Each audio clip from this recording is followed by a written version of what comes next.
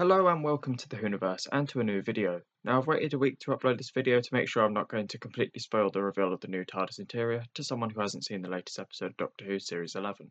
If you haven't seen it and don't want it spoiled, go watch Doctor Who Series 11 Episode 2 and then head back here.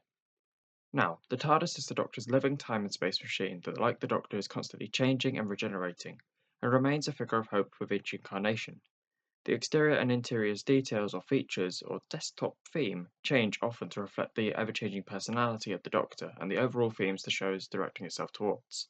In the Ghost Monument, we were treated to our first on-screen look at the all-new TARDIS interior and exterior. Now we've seen the new exterior before in the promotional images for the show. However, it's the new interior that has been kept closely under wraps and only fully seen till now. So with a fairly long introduction out of the way, let's take an in-depth look at the new TARDIS interior. Now to enter the new TARDIS, the Doctor walks through the outer police box doors, which are visible from the inside of the Time spaceship. This has been a regular feature since the TARDIS materialised back on our screens in 2005, with all the doors before that being of a more hexagonal nature and being opened via the console.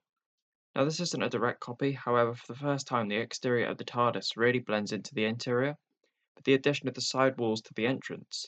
Production designer Elwell Jones compared this to the walking through the wardrobe to the fictional land of Narnia, describing the inside of the TARDIS to have similarities to another world.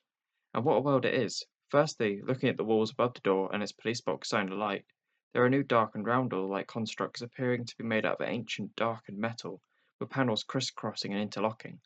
This shows off the ancient engineering of the TARDIS, with walls that look like they've seen the test of time, much like the 2005 TARDIS interior.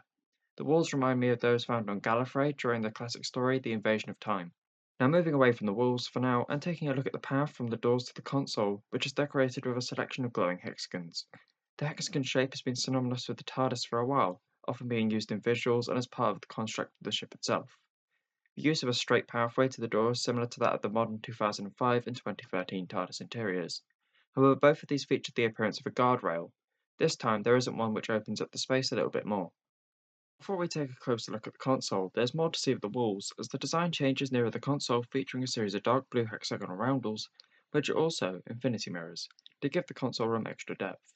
Surrounding the roundels are a series of projections. These projections work like a scanner or video player, similar to that of the 11th Doctor's early TARDIS. The use of projections continue with the console using similar ones for another scanner. Now the walls continue to show flowing orange energy almost living in the walls. This energy makes the TARDIS feel natural and alive, with the colour being synonymous with regeneration and even the TARDIS itself, as in the episodes Parting of the Ways and The Doctor's Wife, the soul of the TARDIS is seen as this brilliant orange energy. The theme of the TARDIS being alive and natural is something that continues the overall design of the interior. The infinity mirrors allow the set to appear larger than it actually is, with the use of darkness instead of vivid light of the classic console rooms being used to make the room appear as if it goes on forever. Elwell Jones said he wanted to play with the dimensions part in the time and relative dimensions in space anagram that gives the Doctor's home its name. One element of the set that surprised me was the fact that the outer walls were able to be moved, allowing the numerous configurations of the console room, meaning the TARDIS may not appear the same from episode to episode.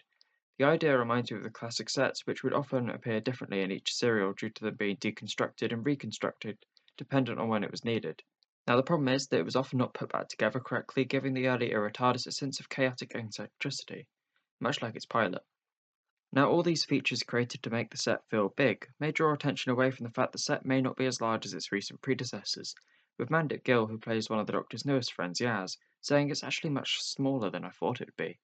Not exactly the best impression, but still shows the design genius used to make the space appear as large as it is.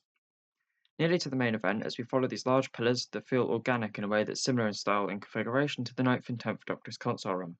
However, instead of the aged coral, we get a kind of brilliant orange crystal, following the same colour scheme as before and showing the TARDIS once again to be natural and alive. This is something that flows through the entire room, with its large pillars all meeting at the centre of the room, where the main console lies. The central column, sometimes known as the time rotor, has the appearance of a huge crystal stemming from the ground.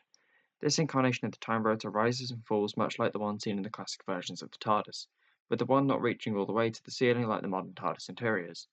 Elwell Jones says the idea of the TARDIS being organic and grown in the 2005 series was something he wanted to improve upon with the TARDIS's new source of power being displayed in the form of a huge time crystal. This is an interesting idea, as the organic nature of the TARDIS is a concept I've always liked. Now historically the TARDIS has always been powered by a black hole captured in stasis by the time laws known as the Eye of Harmony. This holds great energy and enough powers that allow the TARDIS to do everything it does. Maybe this large crystal was like an emitter of this energy, or a way of harnessing it under the controls of the ship. Now the console keeps its orange colour scheme with a design reminiscent of the 2005 console. The controls mainly consist of large levers and smaller pieces that you wouldn't think could go into controlling a space-time ship, but actually really work, such as an hourglass found on the console or a microscope. One of the things I really like is the transparent 3D model of the TARDIS exterior that spins when the TARDIS is in flight. This is supposed to be the comedian circuit, which is the Doctor's TARDIS is always broken, so it remains in the shape of a 1960s police box. I would like to think the circuit worked and the appearance did change, then this would be reflected in the model. Now below the console controls are a series of conduits and pipes, giving the rumble style comparable to the hardened organic engineered shell of the console seen during, you guessed it, the 2005 Russell T Davies era. It has organic features and numerous bits and pieces the Doctor's collected attached to the large console. It even has its own party piece in the form of a custard cream dispenser that actually works. This all sits upon a staggered floor with glowing Gallifreyan scripture engraved into the side, similar to the TARDIS of the 11th Doctor with a light box with Gallifreyan writing, and the 12th Doctor's TARDIS with its central column. This new TARDIS interior really is quite interesting, with callbacks to the past while looking into the future. I can't wait to see more of this new TARDIS and what adventures it will take the Doctor and her friends on next. It's received a large variety of praise from fans and members of the cast and crew, with Jodie Whittaker, who plays the Doctor, even being driven to tears. This TARDIS really is great, from the concept art from Darren Faraday, which is fantastic by the way, to the finished product. The work that has gone into the creation of the set is phenomenal, and I'm excited to see what the team take this iconic element of the show next. With that said, what's your opinion of the new TARDIS? It's been redecorated, but do you like it? Feel free to comment below if you want to see a video where I take a closer look at the new TARDIS exterior.